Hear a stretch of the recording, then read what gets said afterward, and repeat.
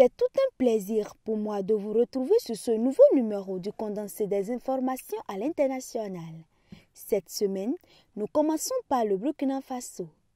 Ibrahim Traoré a accepté de libérer 4 fonctionnaires français accusés d'espionnage et détenus depuis le 1er décembre 2023 suite aux efforts diplomatiques du roi Mohamed VI, selon un communiqué du ministère marocain des Affaires étrangères daté du 19 décembre 2024.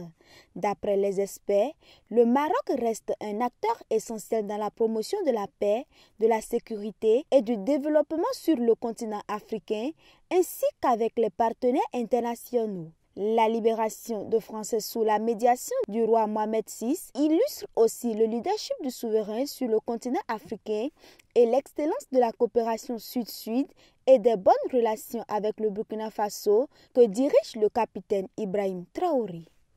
Au Nigeria, 35 enfants sont morts dans une bousculade lors d'une fête foraine de Noël dans le sud-ouest du pays.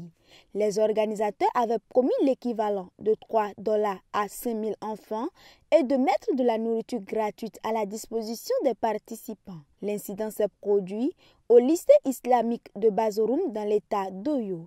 Les autorités se sont rendues sur les lieux et ont arrêté les organisateurs de l'événement, les accusant de laxisme concernant les mesures de sécurité. Les enfants blessés sur place ont été emmenés dans les hôpitaux locaux où l'on a demandé aux parents de vérifier si des personnes manquaient à l'appel. Une enquête a été ouverte sur les causes de la bousculade et les services d'urgence nationaux du Nigeria ont déclaré avoir déployé une équipe pour aider les victimes. Autre nouvelle pour finir, le président russe Vladimir Poutine a exprimé ce jeudi 19 décembre sa disponibilité à rencontrer le président américain élu Donald Trump à n'importe quel moment.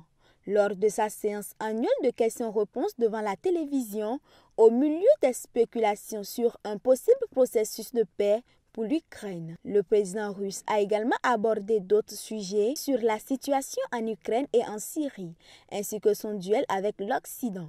De son côté, Donald Trump avait affirmé ce lundi vouloir discuter avec Poutine et le président ukrainien Volodymyr Zelensky pour mettre fin au carnage du conflit en Ukraine. Merci de nous avoir suivis. À très bientôt.